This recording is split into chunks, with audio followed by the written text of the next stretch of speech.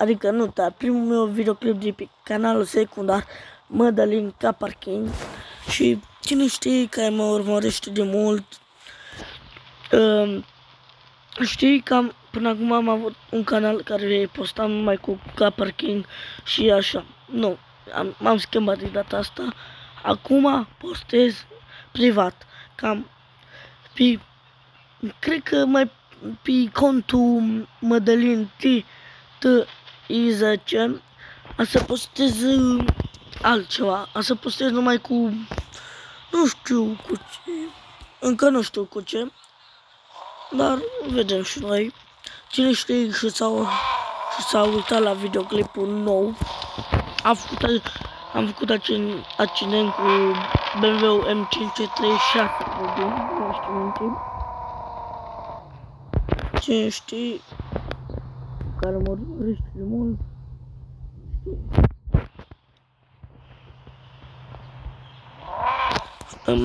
vreau să vă spun mai multe chestii aici, mi-am făcut contul ăsta.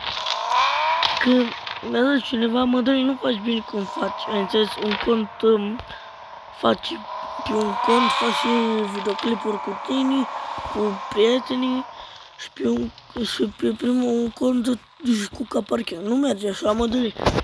Trebuie să faci un cont separat și cont separat mi-am făcut. Și norocul lui Marius .România, vă las aici sus, vă las cum se cheamă, și să dați și abonare, să dați, că merită, că m-a ajutat să-mi fac contul, la ajutorul lui Poteam. Deci aici fac numai, n-ați mai vedeți nici un videoclip de pe celălalt cont Mădălin TI10, n-ați mai vedeți niciun cont, n-ați să mai vedeți de car parking, niciun videoclip. Dar pe asta, ca Mădălin Car Parking, vă spun dacă vă place numele ăsta. Eu l-am pus așa, Mădălin Car Parking, că numai cu car parking. Și mie îmi place cum e. Deci, mai mult ca să vă spun așa și de mers, ca să vă spun de ce mi l-am făcut. Ăsta e motivul. Și am vrut să filmez așa, să știți, fraților, că când îți faci un cont separat, cont secundar, trebuie să știi lumea. Și așa a avut. Într-adevăr, am vrut să-mi fac 3 conturi. Mădălin TI10, Mădălin Car Parking și ratați frații. Așa se chema, am vrut să chemă contul, dar am zis, cred că să-l fac în curând. Mă gândesc dacă să-l fac și eu cred îl fac, cred că și o să postăm tot numai cu noi, cu frații, cu Brawl Stars, cu tot așa cu jocuri și cu văți ascungerea prin casă, cu prința, dar dacă nu-mi închide de camere, în fine. Și dați-mi un like dacă vă place Corvetul ăsta, că e bombă, cred e Corvet. Nu știu ce are gaura aia sau e Peugeot. După mine e Corvet. Și vreau să vă spun de pe M5, de pe BMW, M5 36, cred sau e 30. Deci, e problema cu el, că am făcut accident, aveam viteză multă, nu știu, aveam pe la 150, nu mai știu minte, și am pierdut controlul și m-am dus într-un, să vă arăt, într-un gard m-am dus și s-a spart, nu aripa, fața și cu aripa. Acum este o problemă, unde m-am dus eu să-l fac, face și colantul, dar și repar. Și e mecanic colant, așa se cheamă, mecanic colant. Se cheamă, într-adevăr, am vrut să-l fac la Vericu, apoi să mi-l colantez eu, dar eu nu aveam culoarea. Și când am fost la ăștia,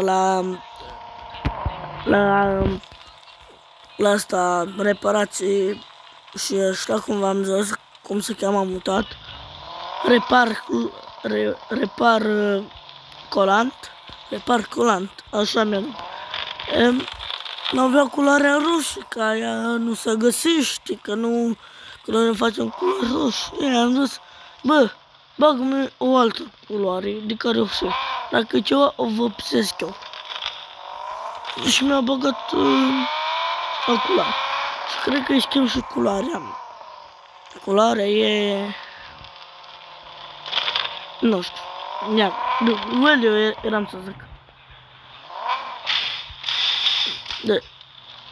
nu știu să conduc, bă. Mi-e și un pic frică să mai conduc după ce a fost după accidentul ăla. Nu mai vreau să merg așa cu viteză, îi dau așa, acum sunt pe la 70. Că nu vreau să accelerez așa de repede. Cam, gândește-vă, asta aveam motor V12.